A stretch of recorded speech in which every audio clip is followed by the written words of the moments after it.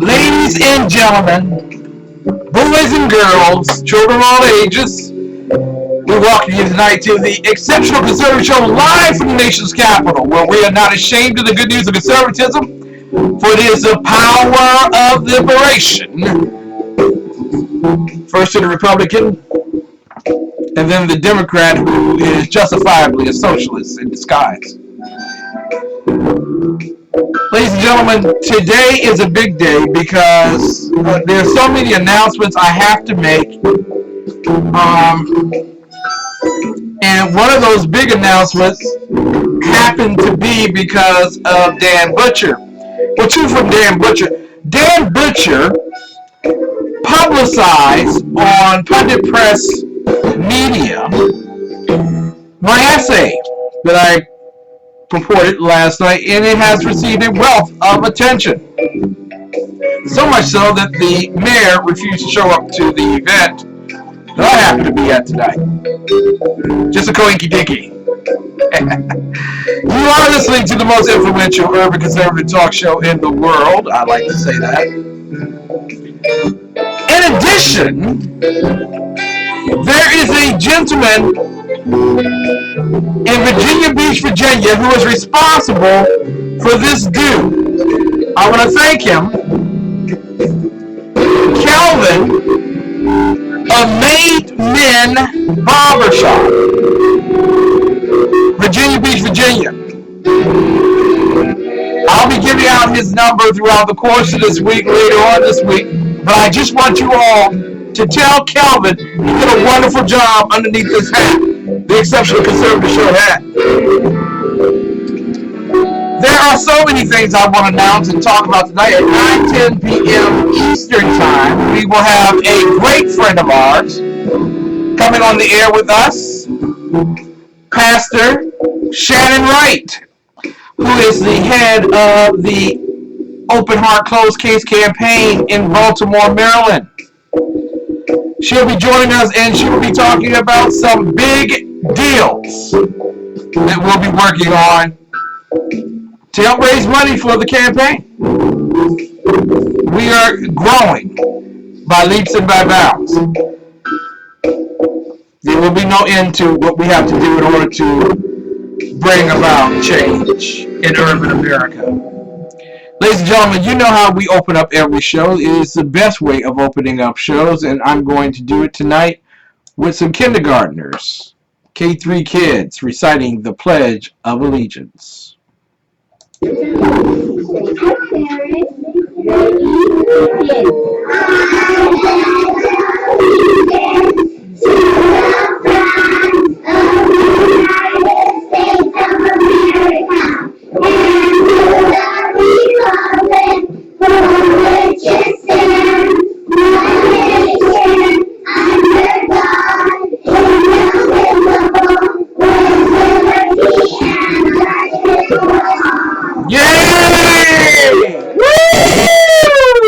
Ladies and gentlemen, those K3 kids, I want to thank them so much, and the teachers and the parents for putting them all together to do that. And actually, I always say that that's one of the easiest things that people choose not to do with the kids. I think it'd be a wonderful idea if you had a parent-teachers night to make certain that the kids were there pledging allegiance. I want to thank everybody who's in the chat room tonight.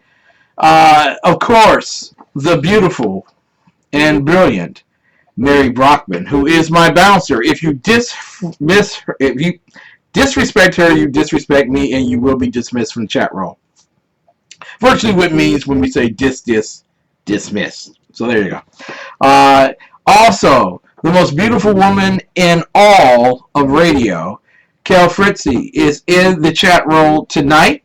God bless her. Glad to have her here tonight. His blue Dooba-doo-be-doo-be-doo-da. Dave Milner. Dave's my man. I tell you, the unpleasant blind guy is in the house tonight. Of course, Mrs. Biggs is watching via live stream and Ustream, and glad to have them all with me tonight. I've also been tagged on Facebook by Dave Milner. We are live now, the Exceptional Conservative Show.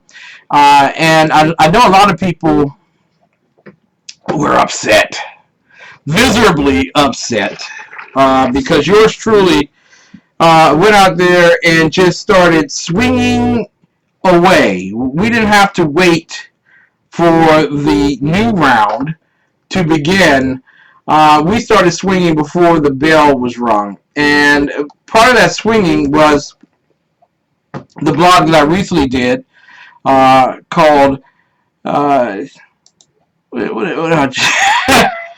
Management is Doing Things Right. And in fact, our leadership is doing the right thing. And so that has received a great deal of attention.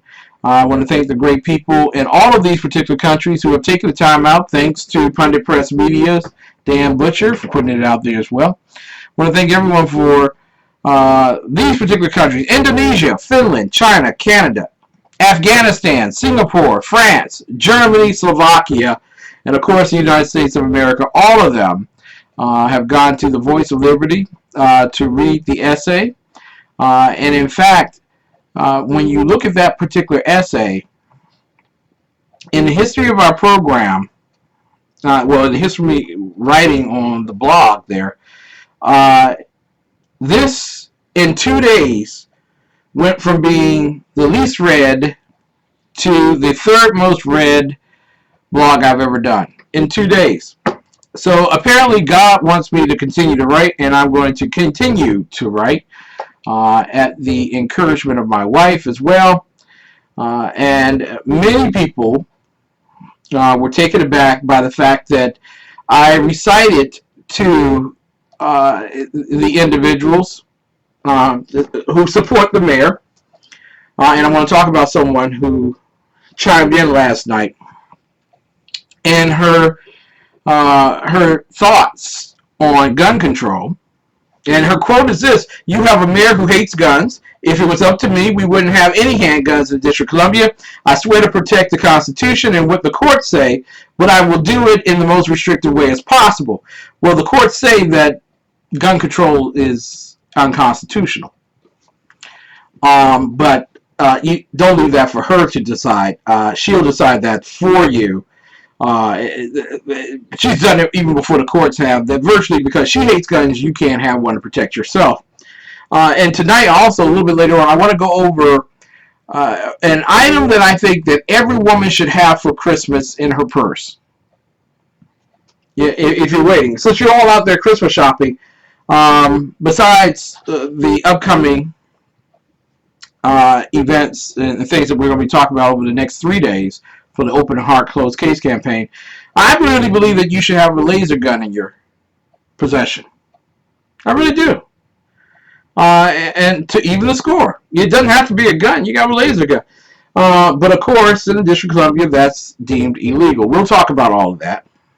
How the one tool that can bring equivalency to conflict between man and female, or man and woman, male and female, is taken off the shelves by people who hate haters, like Muriel Bowser. So, of course, she didn't show up for the event that I was at, but she doesn't have to when she has people in the chat roll by Ustream, like Brian Cook, who says she is on point to address the outrageous killings in D.C. that have been going on for over 25 years. And I'm just wondering, which changed since she was a council member and an ANC commissioner and now mayor? And nothing's changed. She's always hated guns. She's been doing this for more than 25 years. And my thought is here, sir, what's changed? And why do you support her inability to deal with the fact that over 25 years, D.C. is one of the leading crime perpetrating places in the country? And he said something last night on the chat roll at Ustream that I said something about Obama, and I don't know. I, I say a lot of things, and I normally talk about all the things that I say with my great executive director and media presentation advisor, who picks my wear that I wear, and that's my wife. And I talked with her, and apparently she doesn't remember anything I said about Obama. I don't believe I spoke about Obama last night. But this is what people on the left will do. They know that individuals are so hard-hearted and bigoted and prejudiced that if you just say the word Obama, then racially you are conniving and creating a division or diversion and pursuing destruction. Anything you say, as long as you add Obama behind it, that you said something about Obama, then you're racist. And the bottom line is, I can't be racist. I'm black. At least that's what black people tell me, that they can't be racist. So, but honestly, I don't know if anything. And Dave was here for the whole show. Mary was here for the whole show, although he blinked out here and there. But I don't remember saying anything about Obama. But there it goes. Ladies and gentlemen, I want to again thank Calvin down in Virginia Beach, Virginia, at Man-Made Barber Shop. In fact, let me do that. Man-Made Barber Shop. Okay, Virginia Beach, VA. There we go. Made Men. I am so sorry. It's Made Men Barbershop. And that is at 5193 Shore Drive, number 102. 5193 Shore Drive, number 102, Virginia Beach, Virginia, 234-555. And the telephone number is 757-321-8466. This is what I want you all to do tonight. Okay, because some people think that I just make this up, that while you're listening to this exceptional show, okay, thank Calvin for Ken's haircut. There we go. It looks absolutely ridiculous because I'm typing in a different format. And actually, you could go to their Facebook page. Okay, I just want to say, hey, I'm liking their Facebook page. You can like it too, but you can also leave a comment that Ken's haircut was nice. There you go. Thank you, Dave. Dave tells me he doesn't remember an Obama reference last night. Gun control had nothing to do with Obama. But because I said that gun control is racist, I must have mentioned Obama. I don't know. But do me a great favor. If you would, go to the Facebook page for Made Men Barbershop. It's in the chat roll, and everyone can go to the chat roll, SHR Media Live, or to the exceptionalconservativeshow.com. You can go down, scroll down. But their telephone number is 757-321-8466. You can go to Made Men Barbershop, Virginia Beach, Virginia, on Facebook. It will pop right up, and you can tell them thank you for Ken's haircut, the Exceptional Conservative Show. Okay, tell them where I'm from, because that way they'll know. Thank them. Trying to stretch the back out there. There is a young woman from the great state of Maryland, Marijuana Land now. They're working real hard on making it Marijuana Land. And she's helping us do something to pioneer the efforts to bring peace to the inner city, and to close unresolved homicides and close cases, especially missing persons and exploited children. She's been at my side along with Lonnie Poindexter and Ralph Chittums, who Ralph you'll hear from tomorrow night. And she's helped in terms of putting together the events that we had, one in Baltimore, one in Washington, D.C. I say all of this to say that this little woman, and I can say this now because she's not listening, this little woman is a dynamo and a little powerhouse, and someday, hopefully, will be a sizable order to bear in the urban malaise of Baltimore. I want to present to some and introduce the others as we do our little rinky-dink. 1 Mississippi, 2 Mississippi, 3 Mississippi. We are calling Pastor Shannon Wright. Okay.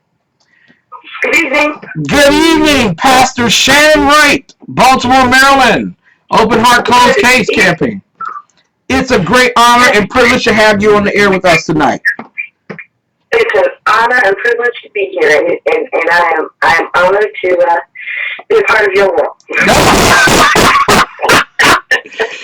I'm going to tell you all, she puts up with me and all of my sordid affairs in terms of this particular program and campaign.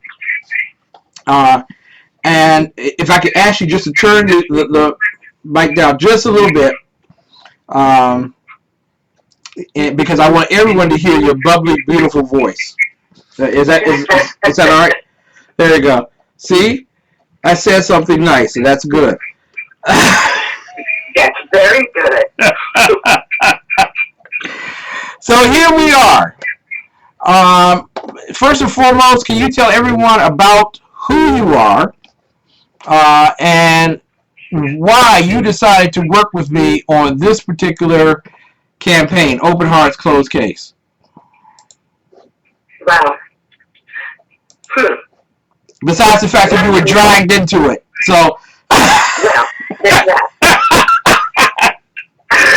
I think, the thing that pulled me in the most was the fact that when I first started writing and doing some public speaking on different topics, before you and I had even met, you encouraged and supported the efforts that I was doing. So when this tragedy happened through you in such a profound and personal way, there was no way that I couldn't, at least in some way, shape, or form, find a way to support and encourage and give back to you and your wife. So that's the real reason.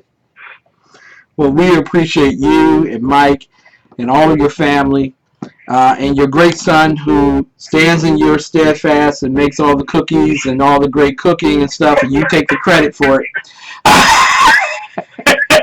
Sure, we can go for that. We can go with that one. But we really appreciate you and the yeoman's work that you're doing in the wonderful state of Maryland and starting the first Open Heart Closed Case campaign in the city of Baltimore. I wanted to ask you about that because we had a great visitor with us on the last occasion that we had a chance to talk and meet. And who was that great visitor? Well, to my recollection, there were quite a few. Oh, don't count me in. I'm not sure if you are referring to Bishop Moon, who was there, who was awesome. Yes, he was. Alderman Boyd that came in from Missouri, or, I could continue on. That's why there were a couple folks that, I would say would fit that category. Exactly. And a wonderful woman, Judge Allen. Yes. Thank you very much. Judge Allen, who came all the way from Pittsburgh, Pennsylvania, from an earlier event. She drove all the way down and was absolutely perfect. I mean, that night was memorable and measurable beyond what we can even ask or think. What did you garner and gain from that particular night? Some good things and some bad things. Good things, it was encouraging. It was motivating. Bad things was the problems that we're facing here in Baltimore and that you're looking at there in D.C. are not isolated. Mm-hmm. You know, it's a national epidemic. And it's one that needs to be checked. Yeah. There are that was the sad part. Yeah, there are many people who think that that's just a Baltimore thing, that, you know, they just killing each other in Baltimore. That's all, you know. But we're talking about Alderman Jeffrey Boyd, who you all had a great talk with after the event, regarding the commonalities between Baltimore, St. Louis, and Washington, D.C. Absolutely. And that's a very unfortunate and scary thing. For your listeners that follow the event, yesterday, the first trial for the first of 6 officers in regards to the Freddie Gray case here in Baltimore, the trial started, and they're working through jury selection and all sorts of who struck down and shenanigans, as my grandmother would say, in terms of the whole structure of the trial. And it's almost as if it was set up to fail. Yeah. Because there are just certain safeguards that you have in place according to our judicial system for both the victim, whoever you might say the victim is, depending on your perspective, the defendant, and the prosecution. Let's just put it that way. And a lot of those safeguards are not being used well, in my opinion, here in Baltimore. I mean, the fact that the city of Baltimore gave the family of Freddie Gray a settlement before a lawsuit was filed is something I have never heard of. Mm-hmm. Mm-hmm. And in doing that, there is no way that you can get an unbiased or uninformed jury pool for these trials. Mm-hmm. Now, we're talking tonight with Pastor Shannon Wright. She's the chairwoman for Open Heart Closed Case in Baltimore, Maryland. And we're talking about the Freddie Gray case here.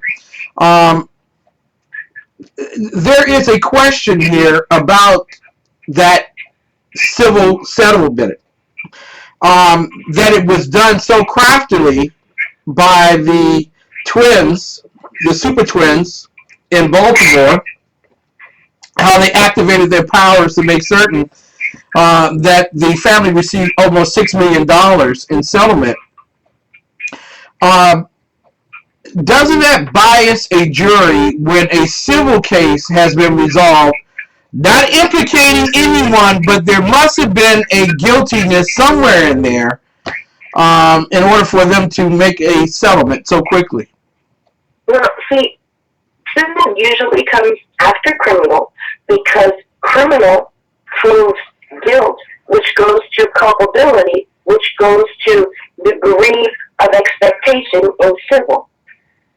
So for you to get a settlement in civil, again, let me say, before the suit is filed, because remember, the attorney had not filed it yet.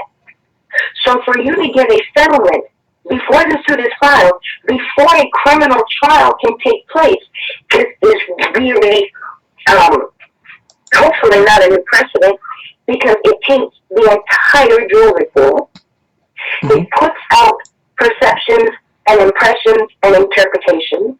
And quite frankly, I am disgusted with all of the city officials, elected officials in Baltimore, simply because it appears to me that everybody was asleep at the wheel. Because, see, what you've done by doing this in this manner is creating a situation that could ignite like a powder keg and just be pure chaos. One of the biggest groups that's protesting everywhere, all over the place, some things making sense, some not, is Black Lives Matter. Now, you got this trial started with the first of 6 officers black officer.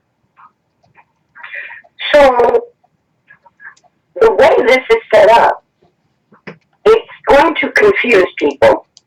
Because now, if you remember Black Lives Matter, which should be confusing enough when people ask you what is your organization's, your campaign's endgame and you don't have one, but I digress. Digress. When your whole charge and mantra is Black Lives Matter, well, when you look at this case, is it the black life of Freddie Gray that matter, who's no longer here? Is it the black life of this police officer who you now have on trial for charges? Some of them folks may feel are justified, some are not.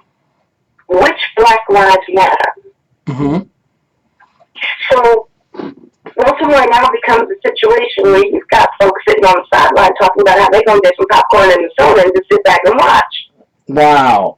Wow. So virtually, because you talked with Alderman Jeffrey Boyd from St. Louis Ferguson, Yes. and he was in great disdain over the fact that there were outsiders that came into St. Louis Ferguson to burn the mother down, and they succeeded. Yes. Are you witnessing right now in Baltimore that there are effects from outside, maybe enticed by the Department of Justice in Washington, D.C., maybe Black Lives Matter, maybe George Soros, but there are definitely outsiders who are there to tumult the people and to cause riot? Well, I mean, that's been the case since the riots this past spring. Mm-hmm.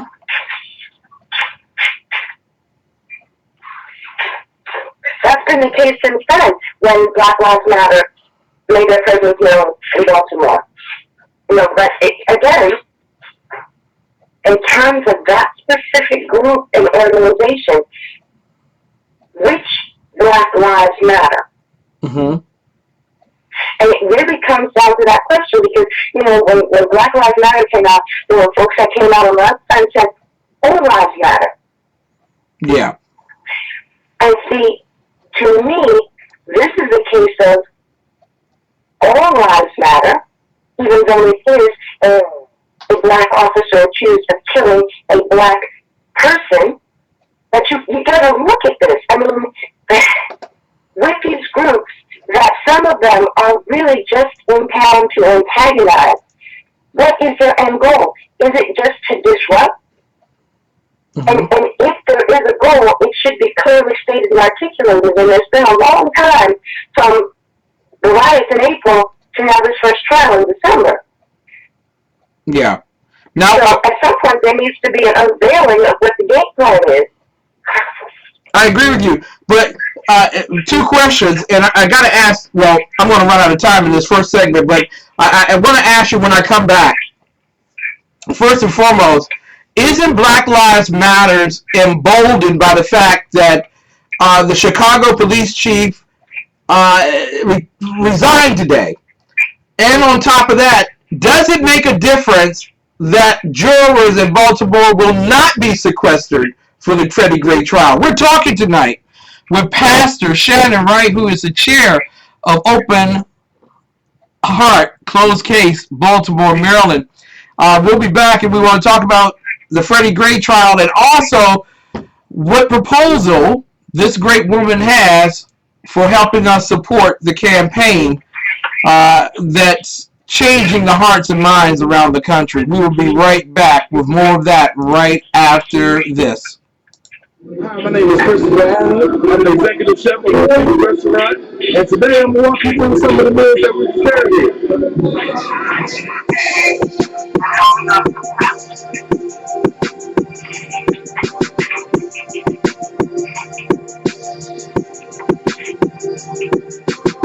We're making a big pan. We use fresh Italian sausage with a cooked here and sliced it up. Our pizza roll is in-house made. Our pizza sauce is in-house made. So everything is fresh and good.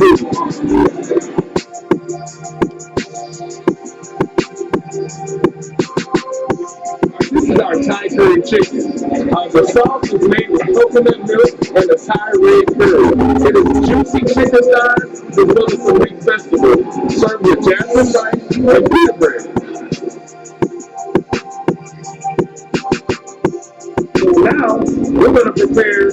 Our famous black tilapia and grits, our fishing grits on the menu.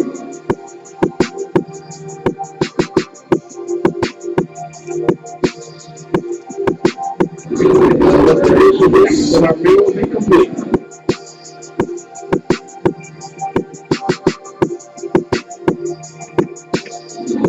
Let me tell you about our infused beef burger.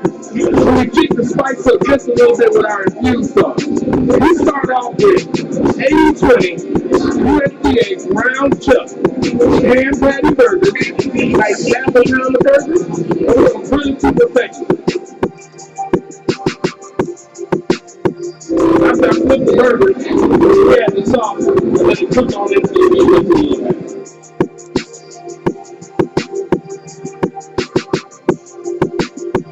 We're going to add a little bit of pepper jack cheese to this burger, spice it up a bit.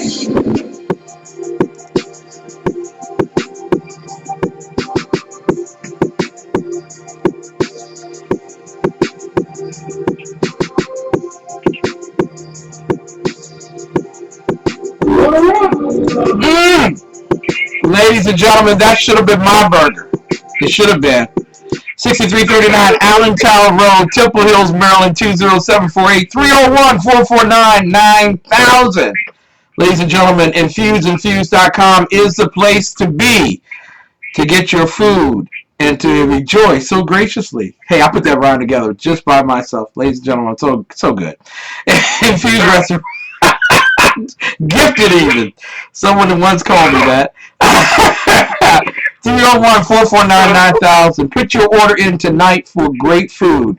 Next up, the beautiful, the brilliant Kimberly Classic from Baltimore, the Politichick on the Freddie Gray case. Hello everyone, Kimberly Classic here, PolitiChicks.com contributor.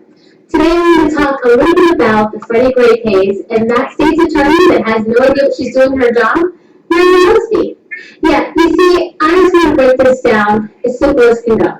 I applaud Mary Mosby for putting the wool over the sheep's eyes. You have indeed led everyone in Baltimore City to believe that these 6 police officers can be convicted of the charges you laid down.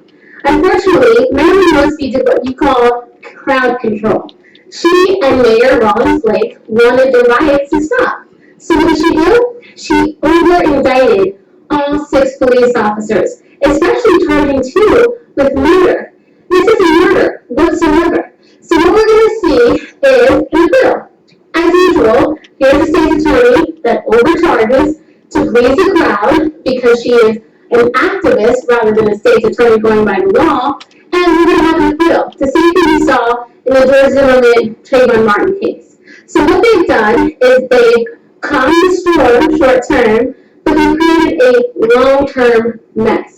Unfortunately, Mary Mosby will probably end up being removed from the case, not only because she pretends to be an activist and saying our time is now, she's interjected herself into the case for some reason, and not only that, but because she has no idea what she's doing. So what's going to happen is this case is going to remove her, and it's probably going to move to Baltimore City because she's created this big circus of a show. And so what's going to happen? The crowd's going to be even more mad because instead of move it to, we'll probably have a very different demographic. And that demographic could end up where the jury is half white, half black, and when this acquittal comes forward because she's overcharged the police officers, Baltimore City will go up in flames. I have to take a breath. You see, Mayor Rollins Blake and the state's attorney, Mary Mosby, did totally the wrong thing. All they were trying to do was please the crowd and do a little crowd control. We should have left that up to the police officers, and especially up to Anthony Batts, the former police commissioner. But they decided that they were going to be activists and yeah, we can do this, black folks, and take down 6 police officers that wouldn't actually go down because they've been over-indicted. So congratulations. I cannot wait to see the Freddie Gray case actually go to court and all hell break loose. So when I come back next time, we'll talk a little bit more about, well, something that doesn't make me so mad. Thanks.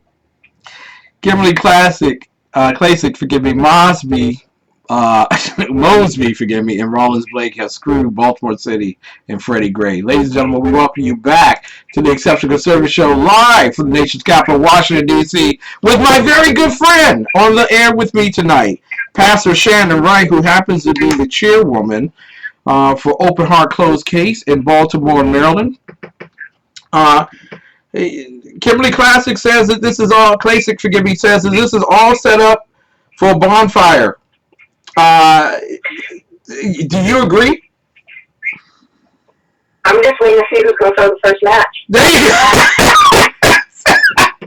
And there's maybe it'll be the boy who stares down the police. Maybe he'll throw the first match. But in coming back to you, want to ask you in terms of this particular case, Black Lives Matter, aren't they a little bit more emboldened now since the Chicago police chief has been fired by Rahm Emanuel for obeying Rahm Emanuel and hiding the videotapes?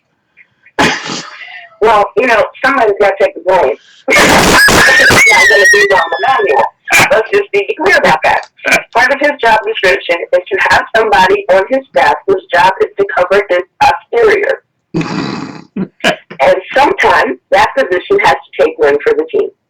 And Patrick McCarthy today took one for the team, being fired as police chief in Chicago. But a lot of credit is going to be given to Stare Down Boy because of the Black Lives Matter being there, and that they're protesting white police officers killing black kids. Is that the problem? Is that the real problem in Baltimore, Maryland? There are so many problems in Baltimore, Maryland. I really don't know where to start. And I'm not even being funny. Mm-hmm. We came to Baltimore. My husband and I came to Baltimore in 2013 because we lost our home and our business in New Jersey, which is where we're from. It was my intention for us to stay in the home that we had. It was a beautiful old Victorian home. And then Hurricane Sandy came along and had other intentions. So, we're now in Baltimore. Now, when we came to Baltimore, we came with the purpose of starting over again and, being a part of the city which has a rich cultural history. We started our business, and then in April when the riots happened, we almost lost that business. And I said, okay, well, wait now. What is the message here and what needs to be done? And I realized that part of the problem is in every city with the internet the way that it is, people can watch things unfold without being touched by them. Yeah. So we've got a city the size of Baltimore that has over 600,000 residents. Yet folks do not feel that fire and that urge to get up, get out, and get involved because they can watch it, they can see it, they can be a part of it without actually getting in it. Mm-hmm. And by it, I mean the chaos that is reigning in the city. So you have folks that say something, they see something, and they say something, but they do nothing. There are, I'm sure, a whole bunch of folks that realize things that are going on here in Baltimore are not cool. They're not good. They're not cute. And Baltimore, what is its nickname? Charm City? This is not charming. Yes, it isn't. Murder rates like this are not charming. Education rates like this are not charming. Well, didn't you all just recently break a record for Baltimore this year? we should be celebrating over 300 killed. It is not a record that anyone with any common sense or a homeowner should ever. I mean, let's look at this. What are some of the key factors that go into property values and property rates?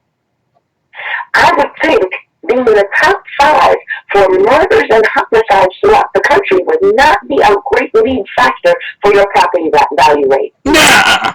So, I would think, because I can tell you that is certainly not a characteristic that I look for, I would think that would encourage the homeowners, forget everybody else, the homeowners to want to step up and say something so that you don't watch what you may have paid, let's just say $100,000 for, right? Just from our numbers. Mm-hmm. That is now worth $50,000 because you don't want to live there. And with the murder rate the way it is, nobody else wants to either. Exactly. So you've got a situation where I fell asleep at the wheel, and I think knocked everybody else out. Because I don't think anybody at the wheel is awake in Baltimore. Because you cannot, forget build a city, you cannot maintain a city when the base of the city, the thing that grows the city, is dying. Yeah. You're not going to get folks to want to move to Baltimore and buy homes because they're afraid that their homes will be shot up. You're not going to get folks to want to come to Baltimore and start a business because they're afraid that businesses will be burned, shot, robbed, or anything else. So you then have a situation where the city, from an economic standpoint, cannot grow and thrive. Wow. So then you've got a skyrocketing, out of control murder rate. A rate of unsolved cases that's just off the chart. Yeah. Businesses afraid to be in business. Homeowners feeling stuck because they are not safe where they are and know that they can't sell because nobody's going to buy it. They're willing to just take a real serious bet on it. You're serious. That's it. You're preaching.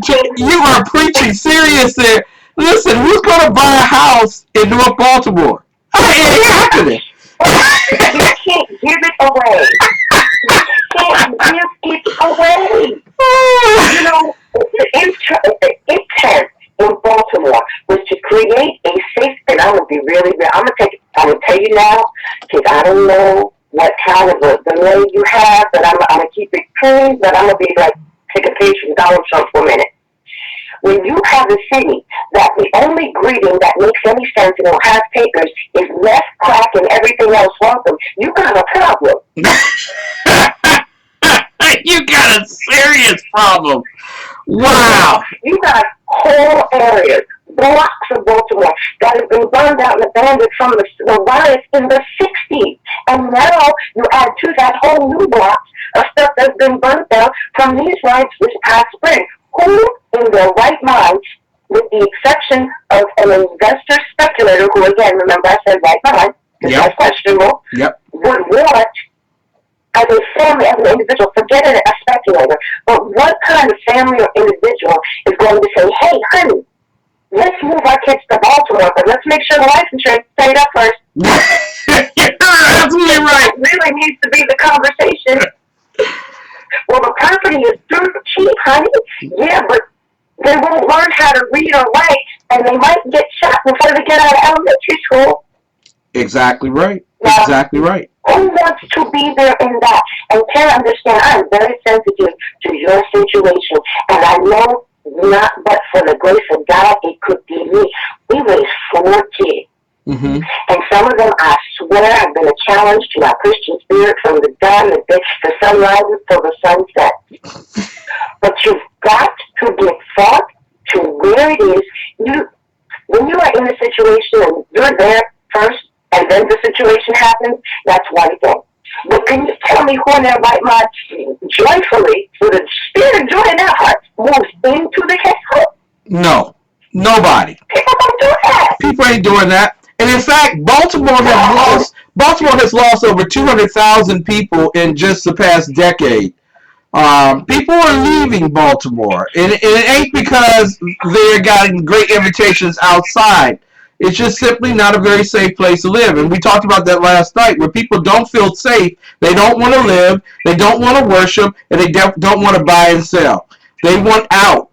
And one of the greatest fears is when the revenue creators and generators start leaving for the suburbs, and what's left behind are the liberal promises that can't be kept because there's not enough of a tax base to cover them. We're talking tonight with Pastor Shannon Wright, who is the chair of Open Heart Closed Case in Baltimore, Maryland, bringing solutions to the criminal issues Hey, it's going to require some ideological changes, and I just want to announce to everybody, she doesn't know this yet, but she's going to learn as I say it.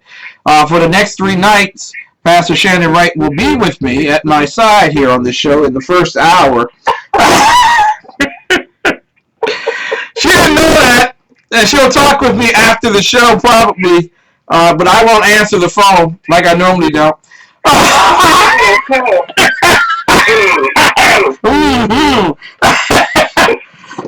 And we'll be talking about the ideological changes that have to take place in urban America, and also on Thursday we'll talk about the spiritual changes. Donald Trump meeting with 100 black pastors is not by accident. Trust me on that one. But there is something special at the end of every conversation that we'll have that will be announced. There is a big announcement tonight about Shannon's Gourmet. Now, Shannon, I have to say this on air, although her son does all of the cooking and all of the, her son needs to get the credit. You gonna stop that? You gonna stop that? But in all honesty, Shannon is a master chef and baker herself in her own right. And the business that she had to leave behind in New Jersey, thanks to the hurricane and Governor Christie hugging up on Obama. Don't go there. Was her wonderful bakery. And now, she's about to bring those treats to you.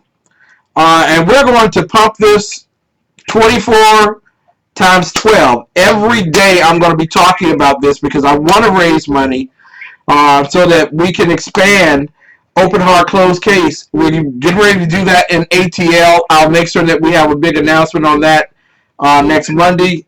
You all get the preempt on that, and I want to try to get YG, my good friend from Baltimore, on the air so we can make that public announcement about our expansion into Baltimore. But keep it quiet. We're not telling anybody. But this woman is a great chef and a great baker, and I'm not supposed to say that to her face, so I'll say it on the air. Because listen, this woman, you thought I have an ego. She got an ego too. No. I gotta interject and stop you here. I've baked since I was a little girl, but the reason why I bake is because I'm black. Really? And being black, that means my mom is black and my grandma is black. Mm-hmm. And you can't exactly get away from baking or doing something constructive in the kitchen coming behind that. There you go. I bake. There you go. I watch them, I learn, and I try to sneak everything that they turn their back and I can get my hands on. So, unfortunately, though, in our family, mom and grandma both are gone. Yeah. And one of the ways that we've helped them to live on is by honoring our family tradition of Sunday dinner, which come rain or shine is every Sunday. And there's always plenty of good stuff to eat. And part of that is baking, and that's always been a comfort food. Something's wrong, go bake something. Yeah. Something went wrong, go bake something. Yeah, a birthday, anniversary, great, go bake something. So when God, in his infinite sense of humor, decided that we were not listening to him telling us it was time for us to venture out of New Jersey, I said, okay, give me something I can do. Mm-hmm. And that was it. That is not something that came from me that I said, yes, it's on me. No, I can't take the credit for that. It's a gift. Yeah. And that's the best way I can say it. It's a gift. It's a God-given gift. Well, you have a great gift. In all seriousness, you have a sincerely great gift. You are a great cook. You are a great chef. Food is in your veins, just like preaching is. And I mean that with all sincerity. You're not going to have, when I get in front of you, I'm not going to say this. So I need to say it on the air.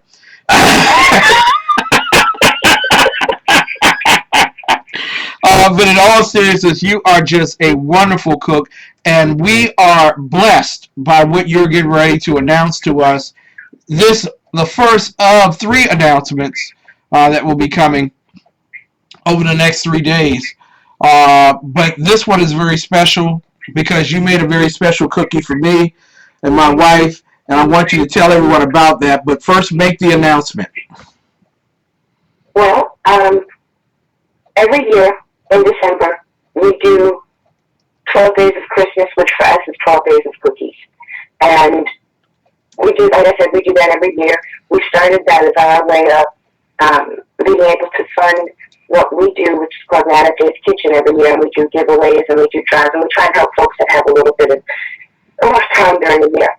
But this year, what we decided to do, and this one I have to say, by we, I mean me, and I made an announcement and then filled everybody else in. And we decided that this year we would do a give back. We picked organizations that we felt we wanted to support and we wanted to encourage. So for this year's 12 days of cookies, 25% of the proceeds from the sale will be going to charitable groups. And the first and major group is the Open Heart Closed Case campaign. Wow. And the funny thing was, since Ken likes to talk about me on the air, like I'm not going to talk about him for all you guys are. I didn't ask him. I didn't tell him. I just put it out there on Facebook and tagged him in it. So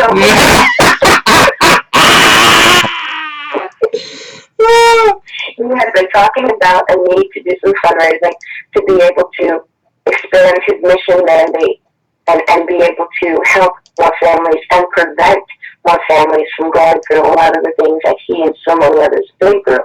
So I decided that in the meantime and in between time, while he's trying to find room on his plate to figure that out, that this would be our little way of doing something towards that end. So I have to say, for everybody that's listening, this is a new paradigm and a concept in fundraising and in giving back. Democratic philosophy seems to say that you stand there and you ask for someone to give you with your hand out and then get indignant and angry if they don't give you what you feel they should have given you. Mm-hmm. Mm-hmm. Now, the Republican mindset is to give by your choice of your own free will and your volition. Now, I get that. But here is our new paradigm of thought. And it's a paradigm of thought that I need everybody listening to understand. If we want government to not be so much big government and to mind their business and get out of our individual business, i.e. trampling on our individual rights, then it is incumbent upon us to lift up that mantle and support the causes that we know to be just and correct. So the new paradigm of thought is, I'm not going to ask you to just write a check to the Open Heart Closed Case campaign. If you want to, please by all means do. But that's not what I'm going to ask you. What I'm going to ask you is, this is the holiday season, and I guarantee that everybody listening has at least 5 people on their holiday list. So I'm going to ask that you go to our website and that you buy something from us to give as a gift to those on your list. Because in doing so, you're supporting an entrepreneurial business and you're supporting a really good cause. And maybe by doing that, you will be saving someone's family from going through the same thing that Ken and his family are going through, and that 300 plus families in Baltimore are going through, and hundreds others and hundreds of other cities are going through. Yeah. So that's my wish and my request. You have folks on the gift list, the new paradigm of thought is a win-win. Exactly. You're supporting small business, you're supporting a good cause, and you're getting some really, really good baked goods. Really, really good. And you know what? You can always, if you just want to buy the cookies and send them to me, you can do that. My wife won't appreciate it, but you can do that. I'm telling you, she made the most beautiful cookies. And this is a woman who was, triple organizing. You know, she was doing 3 or 4 different things at the same time, getting ready for the solutions assemblies that we were having in November, one in Baltimore, one in Washington. And she baked a special cookie that's part of the 12-day gift basket that you could get. Can you tell everyone about that special cookie that I didn't really get a chance to eat? I didn't eat any of them. I don't know how they tasted so good. Really? Okay. It is a sugar cookie in the shape of a heart. It is a berry-infused sugar cookie that has a lemon royal icing covering and a lime vanilla drizzle. Mm. Mm. Now, when that is the signature cookie for the Open Heart Closed Case campaign. And I was, on Wednesday, since apparently I'm going to be joining you wonderful folks for the next 2 nights, by Wednesday, no, tomorrow's Wednesday, by the third night, I will have up for you a link to get those specific cookies that 100% of the contributions that going to any other organizations, proceeds from that cookie will go to Open Heart Closed Case campaign. Now, the cookie was made in the imagery of what Shanice would have eaten. And it broke my heart. And we had Anne was there, your niece, and you and I was eating the cookies with tears rolling down my eyes. First and foremost, that somebody cared that much. And Pastor Wright and Lonnie and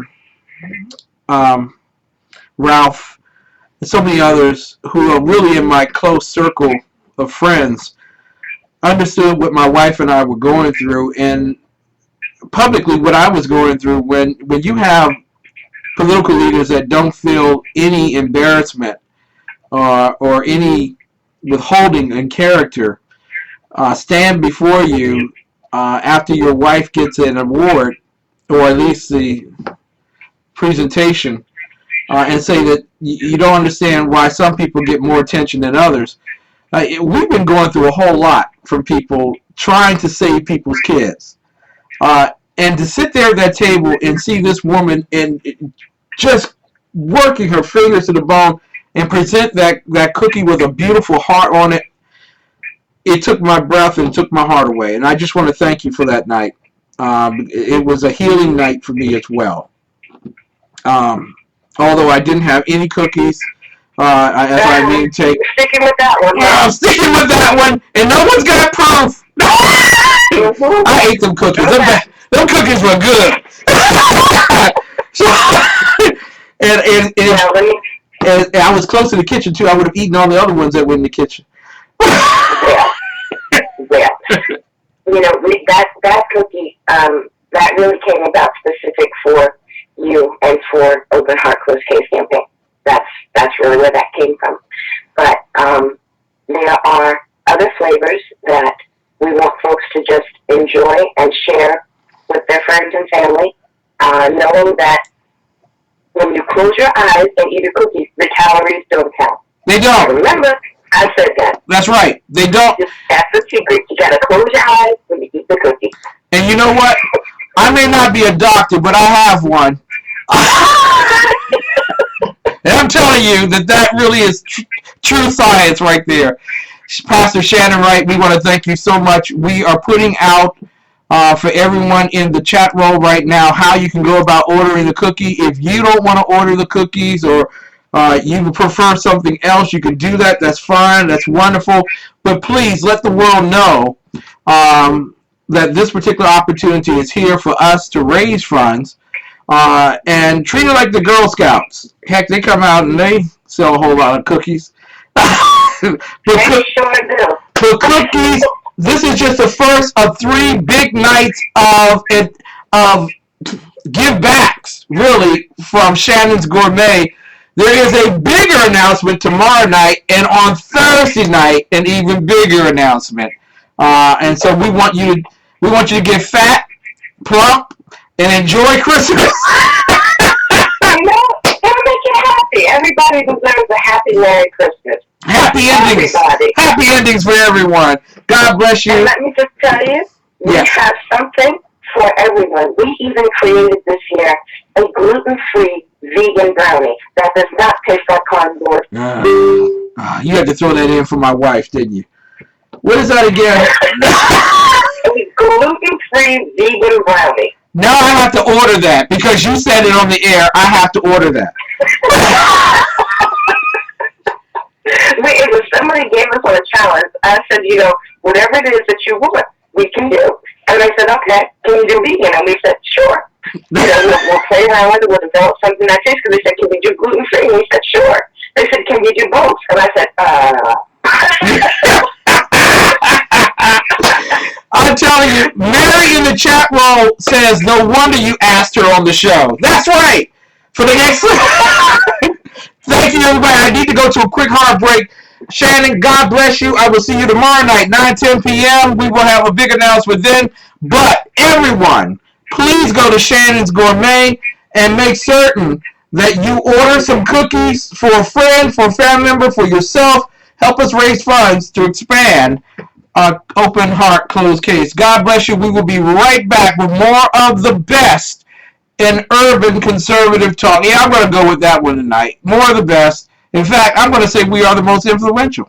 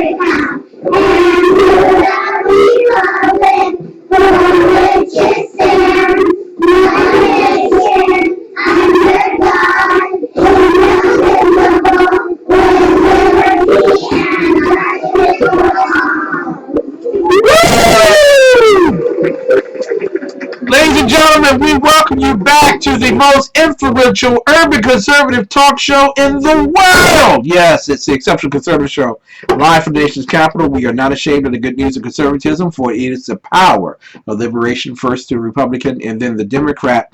Well, actually socialist, but give or take, who cares? I want to thank you all so much tonight.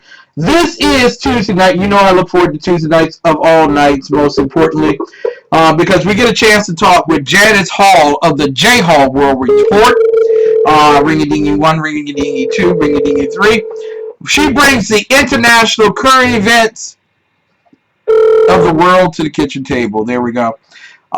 Without further ado, the beautiful and the brilliant Miss JANIS Hall. Good evening, Miss Hall. How are you doing? Good evening. I'm doing very well. How are you doing? Doing great. Listen, you've been on fire for the past few weeks. I mean, you just wow. Thanks. And I just wanted to ask you off the bat, when you saw President Obama today giving his words about climate change, or at least it was Monday, but were you thinking to yourself that maybe someone changed his script and he's really not focused on the most important thing in the world today? I mean, he believes he's focused on the most important thing in the world today, and that would be climate change. Mm. Yeah. Yeah. Yeah. Tonight, JANIS Hall is with us. J Hall World Report.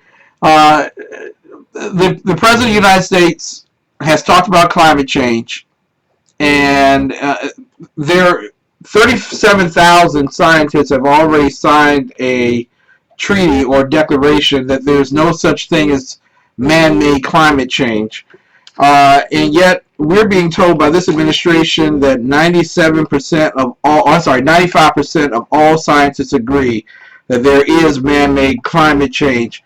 I want to ask you, is it time for people to impeach him because he has a somewhat slow mental understanding of real world events? I mean, I think I've said this before. I'm not, realistically, no, we should probably not impeach him. That's generally a bad precedent. Mm-hmm. However, I think that he definitely has lots of problems, has not been a good president, and, definitely seems to be missing what is more important issues on the world stage than, I would say, climate change. Not that, we shouldn't be doing right by the environment. We absolutely should. Mm-hmm. But I do think that the emphasis on it and considering it to be the biggest world problem that we're facing currently is not accurate. Yeah. Now, last week after you came on the air, I spent a little time talking about handshakes and how a person shaking your hand either tells you that they're trying to dominate you or submit to you. And President Francois Hollande of France, Frankie Holland of France, put his hand on the upper part of the left arm of the president. I mean, the right arm of the president, while shaking his right hand, with the president's hand upward facing his hand, like he was dominating that conversation. Just a few days later, he meets with Russian President Vladimir Putin, who does the very same thing. So I'm not asking you to be a expert on body language, but does that not give us an indication that this man is completely out of place on world events, that he feels that the world leaders are greater than he is in dealing with world events? I would say so, though I don't necessarily think we need to be experts in body language to see that. I think his policies and what he has done, to date, definitely show that he does not want to be a world leader, that he, doesn't want to take the reins of anything, and really wants the other people around him to kind of take the lead, and he'll just follow if he thinks that's what he wants to do. I would imagine, however, that anything Putin does, I'm sure he's always trying to dominate whoever he's talking to. Exactly. Because that's just the way he is. That's just because he's a man. He's a manly man. Want to also address this particular issue. The Paris talks happened about 2 weeks after the ISIS attacks the Parisians, virtually the indefensible Parisians, because there is such a gun control edict there. And the president seemed kind of aloof, almost unsympathetic and so did his Secretary of State, John Kerry. But I mean, he always seems unsympathetic. Yeah. Let's be honest. Yeah. Whether it's here or in Paris or anywhere. But they're focused on the new scientific reports that show that there are destructive effects of climate change. But we're getting reports now that NASA has been cheating over the past few years, changing scientific data to ensure the agenda be kept by this particular administration. Whose report do we believe? Do we believe the people of Paris, who their leaders think that ISIS is not as important as the ice pack at the North Pole? Or do we believe those scientists and other world leaders who say that this, like Vladimir Putin, that this is a waste of time and there's no such thing as man-made climate change? So I think that, with climate change, it's complicated. Okay, I know that sounds so like a cop out. Okay. It's like a relationship. It's complicated. Okay, so I think that there is a lot of money involved in climate change research, right? Yep. And you're not going to get money if you say there's no problem. So I'm not necessarily saying that stuff is necessarily deliberately, faked, but I definitely do think that within, the scientific community, there is to some degree, a conflict of interest in that, in order to continue work and to continue funding, you have to say there's a problem there. Yeah.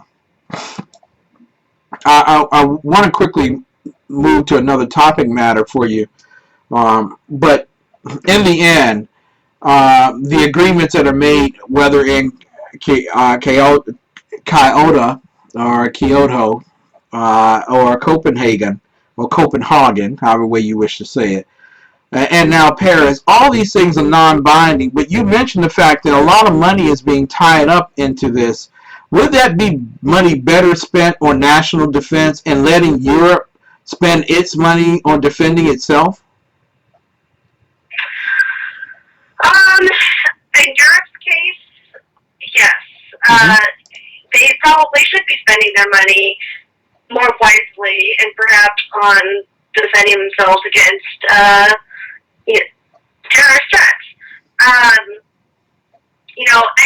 I think that it's not necessarily bad to be spending, some money on the environment and, to make sure that we are taking care of the earth. But I think that, Europe has been very complacent for many, many years. And, they have not put any time or money or effort into their own security. And I think that perhaps at this stage, yes, they might be better off actually investing perhaps in, in seeing how they can make themselves more secure. Exactly. Tonight we're talking with Janice Hall, the J Hall World Report. You all know that I look forward to Tuesday night at 10 p.m. Because we actually bring the world issues, especially issues that the rest of the world don't covet. And we have been following for at least 2 years the China Sea issue, and now the rest of the world is starting to follow it. So we seem to be pioneers, and especially Janice, in terms of bringing out the most important issues internationally. Want to go right now to Obama and his defense of ISIS. I'm sorry, his defense of his strategy against ISIS. What makes your first inclination one in which you just want to, never mind, you that makes you just somewhat angry at this particular president? Yes. So, while in Paris, the president, at these climate talks, did think it was important to address ISIS. Okay? Mm-hmm. That's not necessarily a bad thing, but he decided to take this time, right after Paris has been attacked, to say that he thinks, what he's doing to combat the Islamic State, is the right choice. He thinks that military air power will somehow degrade the Islamic State. And he thinks that, that perhaps through diplomatic pressure or whatever means, that Assad can leave. And this to me also, implies that he thinks that that's how we're going to defeat ISIS. Now, I'm almost, starting to tear my hair out when I read this, because first off, we've been bombing ISIS now for quite some time, and as far as I can tell, whatever we're doing isn't working. Yep. ISIS is still there. So, I'm not necessarily, I personally don't think that you can defeat someone with air power alone, but I think everyone has to admit that what we're doing, at least through air power right now, is not working. Exactly. So then, as far as getting rid of Assad, yes, I am absolutely sure that if Assad steps down, ISIS will just go away. I mean, everybody knows that, right?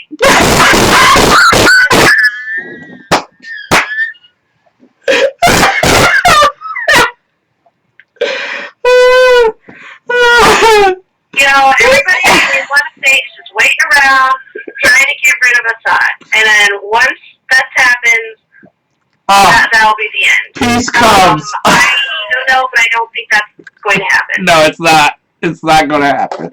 It's not going to happen. ISIS has, in its sensibilities, the hope of bringing on the belated end that they have aspired to since they were first learners of the Quran. World domination is their desire, and anything short of it is failure. They don't want to satisfy themselves with a world power stepping down like Assad. But I want to ask you in this regard, is there an answer for Assad? If we did get rid of Assad, putting up another moderate, possibly, would that solve our particular issue? Would we have peace with Turkey and with Russia and with Syria and with Iraq and Lebanon and Israel? Would we have finally peace if the powers that be just raised another moderate leader to the throne in Syria? I I don't think it takes rocket science to say the answer to that question is no. Bingo! Because as much as everyone would like to think that the entire Middle East problem is Assad, that's simply not the case. Mm-hmm. The Middle East has far bigger problems and much deeper problems than one man. Yeah. And I'm not going to say that Assad, is a great guy. He's definitely not. He, has definitely done some very bad things. That said, just with him gone is not going to solve the problem. Would it be better if he's gone? Possibly. Mm-hmm. But there is so much more that goes on in that region than one man. Exactly. Ladies and gentlemen, you're listening to a very brilliant woman who should be an ambassador someday. I pray so. Janice Hall, the J Hall World Report. And I want to take this time with you, Janice, and you know that I have a very sparkling personality. I like to laugh about a lot of things, but ISIS is very serious. And there was an article in The Atlantic regarding what ISIS really wants. And I don't think that we're hearing the truth from the powers that be in Washington, D.C. about what ISIS really wants. And I want you to do as in-depth a reproof as you can over the next 8 minutes or so about ISIS to begin with, and what really are they seeking? Are they seeking a peaceable existence as a nation state, or is there more to this? Okay, definitely there's a lot more to this. So, as you said, The Atlantic had a very good article, very long, but very good article about what ISIS really wants. And I think I'll start off by saying they mentioned that really our past experience has been a lot with Al Qaeda, right? Mm-hmm. And Al Qaeda, for the most part, their goals were political, right? They wanted the U.S. To be out of the Middle East, or generally Western powers to leave the Middle East, and they wanted reform within, Saudi Arabia and various Middle Eastern countries, and that was all very, political. Mm-hmm. So that's sort of our experience with Islamic extremists to date has been that they want, certain specific political things done. Stuff we don't want to do, but, certain very, specific aspects and demands. Yeah. Now, that's different from what's going on with the Islamic State. So, they basically, their goal is what they're doing right now, which is essentially establishing a caliphate. And they want a state where they can, run it as they believe God intended. Mm. And that is basically it. And yes, in terms of the Western world, they believe that they should, eventually, essentially the rest of the world should be part of that caliphate. Wow. So, yeah, and that's a big, difference, I think, than from what Al Qaeda wanted. And I think that it's very hard for people in the Western world, to understand why, so many people would be flocking to the Islamic State, if their aims were just, political. But the best way to describe it would be, essentially these people who, if you're Muslim, you grew up Muslim, and you have your code of morals, and your belief system, and essentially there's been no government, there's been no country for you that really, was the embodiment of that religion. And now basically there is. And that's what the Islamic State is trying to do. And so, for a lot of people, when they see that, there is finally a place that encompasses and practices, Islam the way it was essentially, intended to be practiced. And that can be very appealing. Mm-hmm. And it would almost be like, 500-600 years from now, if the U.S. didn't exist, but someone said, hey, look, all these amazing principles that the U.S. had, let's start a state with these principles. And, and people who had those principles, in the past, and they couldn't find them anywhere else, would be like, hey, maybe I should move there. Maybe I should immigrate. Maybe I should be in that location that has these principles that I agree with. And so I think that can be very, very attractive to a lot of people. Exactly. And, but I mean, that story's not being told, right? Mm-hmm. All we're getting is that they're crazy psychopaths who want to kill everybody, right? Mm-hmm.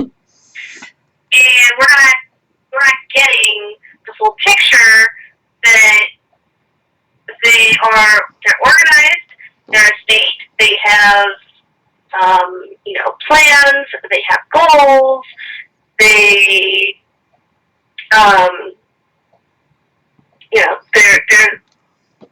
they are essentially everything that they want to be. Exactly. And can I ask right now they're just looking to grow.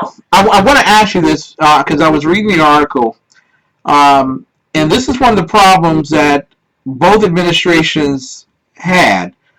It's the identification of Islam as the core perpetuator of terrorism. No one wanted to say Islam. In fact, every reference to Islam is that it's a religion of peace. I want to ask you, based on what you read in the article, based on your studies of world politics, is Islam, is the Islamic State Islamic? Okay. So this is kind of getting a little bit into philosophy here in 2 minutes. Basically, a religion is essentially what is being practiced, right? And there is no absolute Islam, okay? Mm-hmm. Just like I would also argue that there is no absolute, specific way of practicing Christianity. It is up to the person who practices, and no one has any more right to claim that theirs is correct, more accurate than someone else's. So, yes, those who practice Islam in a much more liberal way have a right to it, as do those in the Islamic State who also practice it that way. And I guess finally, kind of, answer your question a little bit better, a little bit more, I do think that, from what I have read and what I know, is that the Islamic State is relatively following what was written. And, thank you. They're not, it's pretty specific.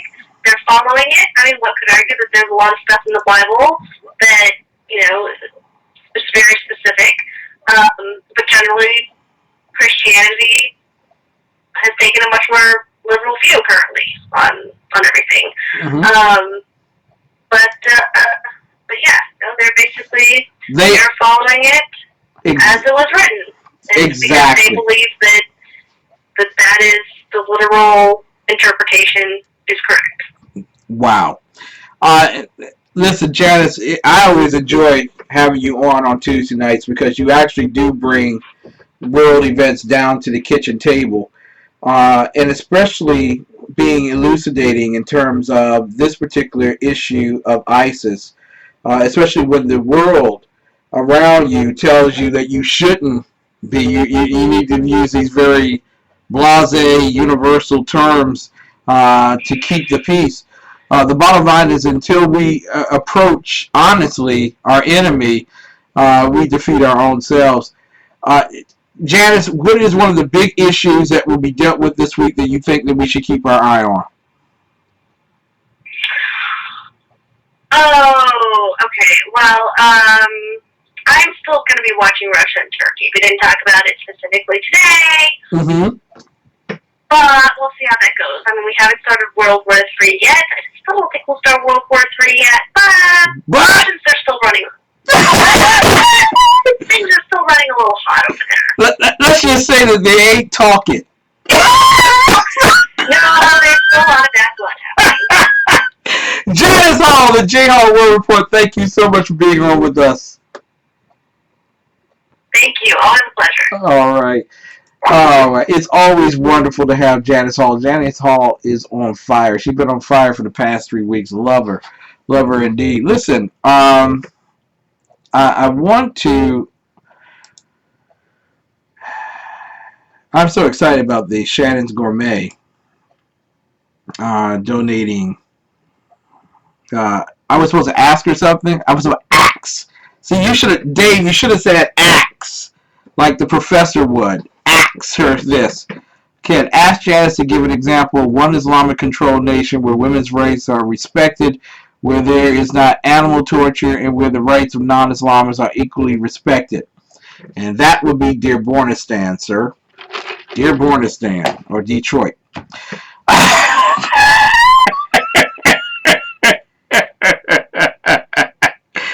Next time, I will ask her that. Ladies and gentlemen, I feel so glad that you all have tuned in tonight. I want to make another announcement. It's going to be a lot of announcements over the next few weeks. And I need to bring up the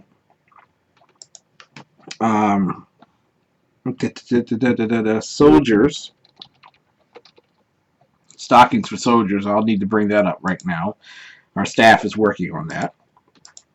But I need to make this announcement because there is a woman who shares, in fact, more so what my wife and I share in terms of a loss. Shanda Smith has been a prayer warrior, an encourager, someone who is not seeking spotlight or glamour, but she understands how people can use tragedy for their own personal good or political good, and leaving individuals to eventual exhaust of heart and hope. She's the CEO and president of Murder Mistaken Incorporated, a community activist and an administrative specialist with the district government. She had 2 boys, and both of them were killed in 1993. Their cases not solved. But she, like my wife and I, did not internalize it, but externalized her pain. She created Murder Mistaken Incorporated so that individuals like her would have a person, not a place, not a thing, but a person to run to talk with about grief, about anxiety and depression, about the absence of the ones that you love in your life. And I know that she would not like me spending much time talking about her. But she has been an example of a woman, power, of commitment, of love, truth, and understanding, and one who will not take no for an answer. And so it is with great honor and great privilege that my wife and I will be attending the Tree of Remembrance event in Washington, D.C. on this Saturday at 3 p.m. It is called the Tree of Remembrance. And on that particular tree, ornaments are prepared representing each life that has been lost on the streets of Washington, D.C. by murder, or homicide, as some of us would like to term it. You can't get those back, but you can't lose the memories either. And so the Murder Mistaken Tree of Remembrance event will be this particular Saturday, December the 5th, from 11 to 1 and from 3 to 5 at 101 M Street Southwest, Washington, D.C. And many of you all know that that's right near Washington National Park in the police precinct. And my wife and I will be going to the 3 to 5 event. It will be harrowing for both of us, or harrowing, however way you wish to say it, because it was there that we actually sat down with Chief of Police Kathy Lanier to talk about the death of my daughter. Now, some have given my wife instruction. I'm not going to name the police official, but have said to her, if only you had begged more, if only you had not let your husband talk so much, if only you had cried a whole lot, maybe we would have solved this case by now. My wife has put up with a lot, and I have put up with a lot. I put up with a lot because of what I believe in. She puts up with a lot because of what I believe in, and that I'm not afraid to say it. But what's really dogmatically disappointing is how afraid many of our leaders, who call themselves elected officials, law enforcement, and others, how they have created a protocol of defense in situations where the ungodly have taken the lives of the godly. And somehow, if you don't bow and kiss the ring of the culprit, then you're not really a victim. If you're not begging for your children to come home, then you don't really miss them. If you're not rolling on the floor, jumping into the casket, then you don't really fear loss or feel loss.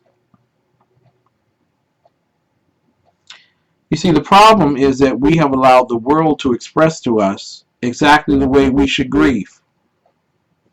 And if it doesn't meet a certain motif given to us by those who are on high, then you're the reason why the case wasn't solved. I'm quite certain after losing 2 children in 1 year, or us losing our one daughter, who wasn't even involved with any of the activities of those that took her life, you might wonder why people are so quiet. Why don't they say something? Why don't they come forward and help? Well, look what they get to hear from law enforcement officials. If only you had cried more. If only you had begged more. If only you had laid on the floor and rolled over or wept incessantly, maybe we would have solved this case by now. Mrs. Mayor, you didn't show up tonight, but here's my message to you. I invite you to attend the Murder Mistaken annual Christmas party for children on Saturday, December the 19th from 2 to 6 at 1000 Mount Olivet Road Northeast. I won't be there, so you won't have to worry about skipping. But others who've experienced what you and your administration say to them, because they go to bed at night remembering what their loved ones were like, while others will satisfy themselves this Christmas with giving gifts to the ones they see every day. The Trio Remembrance this weekend, 101 M Street, Southwest Washington, D.C. from 3 to 5. We will be there. It's also open from 11 to 1. We encourage each and every parent, child, loved one who's experienced this loss to come. Receive an ornament. There should be almost 100 by now in Washington, D.C. of unsolved cases, so it's going to be a pretty crowded tree. But for Murder Mistaken, the annual Christmas party, make certain that you're there. They need to hear from you. I know what they say to you. I know what they talk about you. I know what they say about you behind your back and in front of your face. And trust me, they say worse things about me, because I'm actually working to get 75 of the world's top private investigators to work on solving cases even right now. So I know what they feel about me. The unfortunate thing is, because of their absence in telling you what happened to your child or your loved one, you also know how they feel about you. Come together. Let us work to solve our cases, to solve the city's ills, to celebrate the lives of the ones we lost, and to encourage our children to find a more perfect union of men with God. We'll be back with more of the best in Urban Conservative Talk right after these messages. Right swipe. It's gonna be a right swipe. This man just shaped his chest hair into a heart. Oh, you stole my right swipe. Right swipe, right swipe. It sounds like my sister. It does. Oh, no, she's not. He's cuddling a kitten. Oh my God, I want to eat their faces. Oh, she's hot. Oh, wait a minute. Oh. That's a belly button. Oh, it is not a lollipop. Left swipe. Left swipe.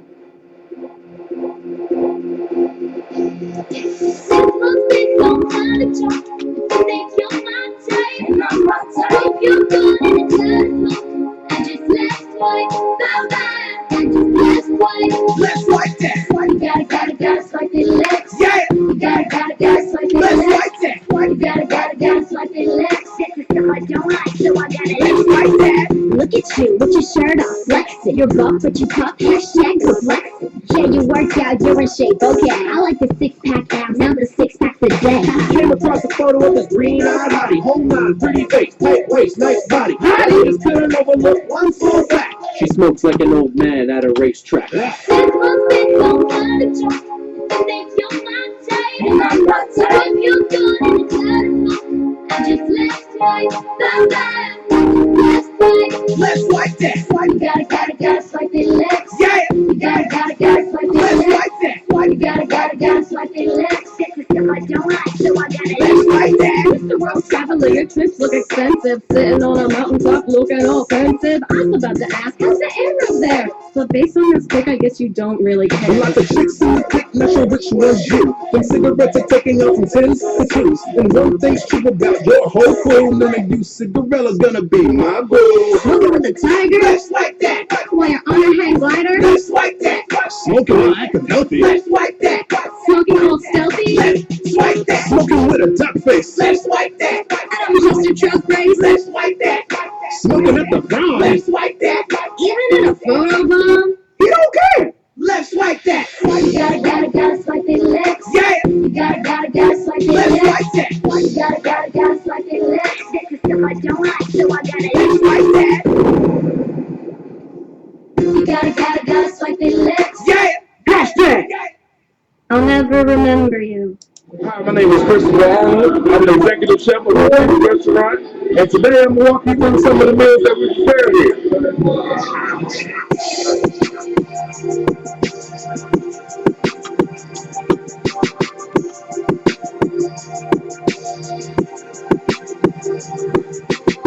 So we're making a pizza. We use French Italian sausage. They cook here and slice it up. Our pizza is in-house made. Our pizza sauce is in-house made. So everything is fresh and good.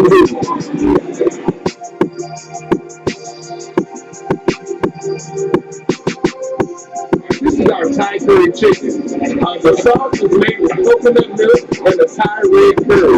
It is juicy chicken thighs as well as some mixed vegetables, served with jasmine rice and pita bread.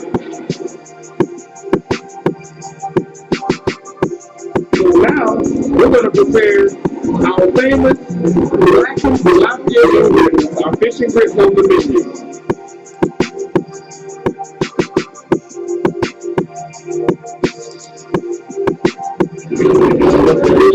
And our meal will be complete.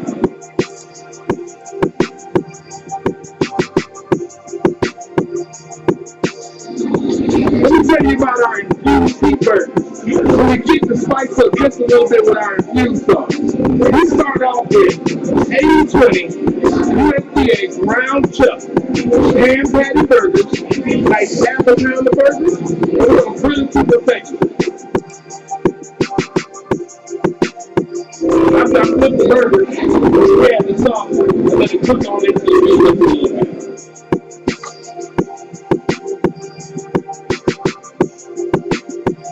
We're going to add a little bit of pepper jack cheese to this burger, spice it up a bit.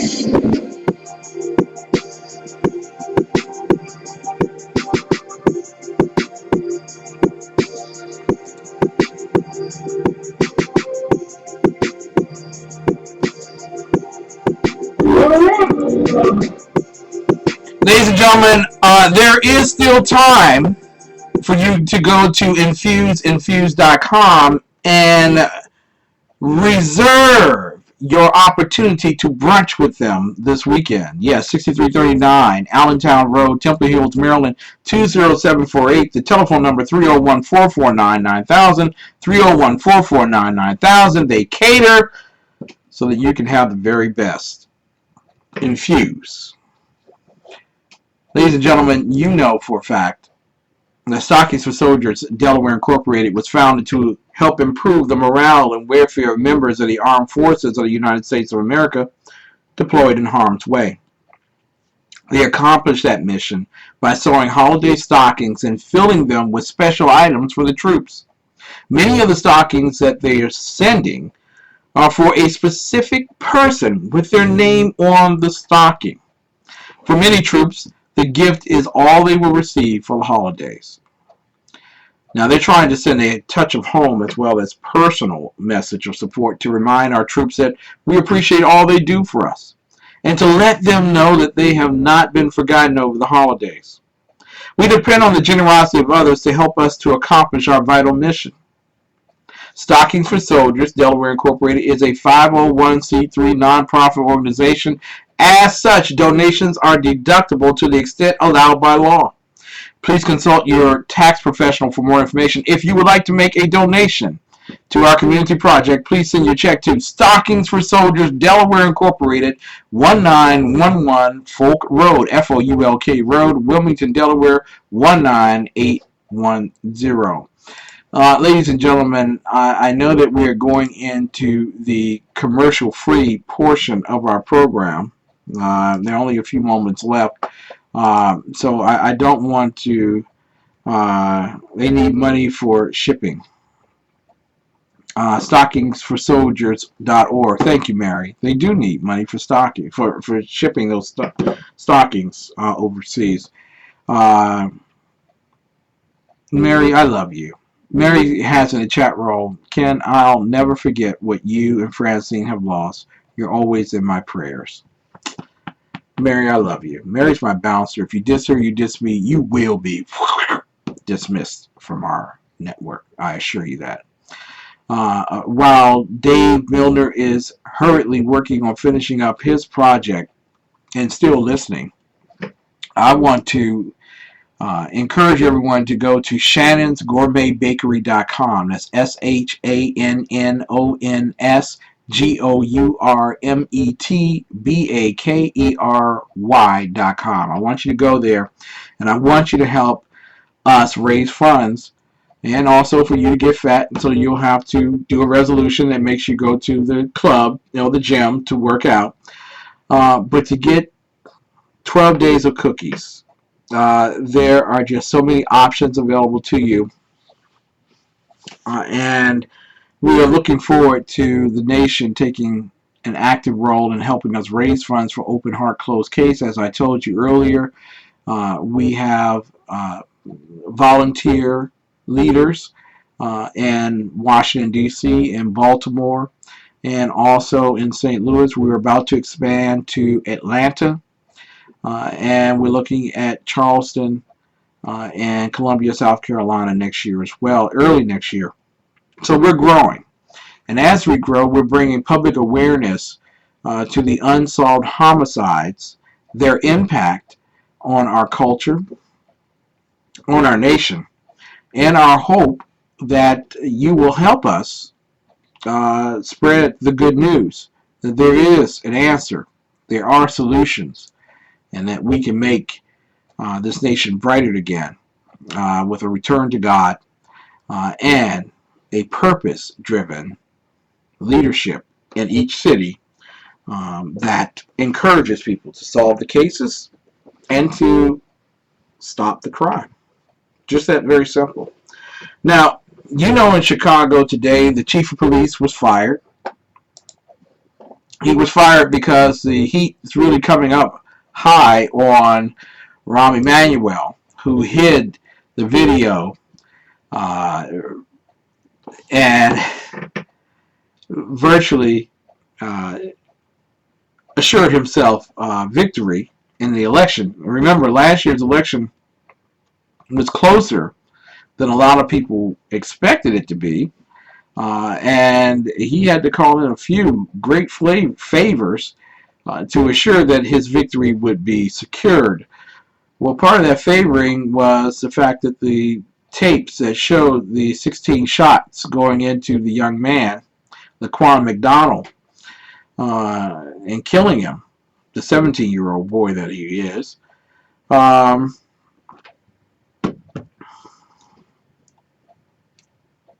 As horrible an event as that was, the bottom line is Chicago was already under pressure because of its gun control laws and how many people were being killed in that particular city. Of course, Black Lives Matter was on the rise at that particular time period, pointing out deficiencies of defense in the killing of black men by white police officers. At least that's the harbinger that they hang by. So with all that going on, there is still a stubborn kind of question that needs to be addressed. How is it that people can tell women that they can't defend themselves? I am going to run out of time, but I wanted to broach that question with you because I'm going to talk at length probably tomorrow in the closing session about taser laws. Now, my daughter, she refused me in terms of learning how to use a gun. Her mother also. But I was hoping to raise enough funds in and of my own career. I'm not asking for your help in that area. Trust me, I'm not.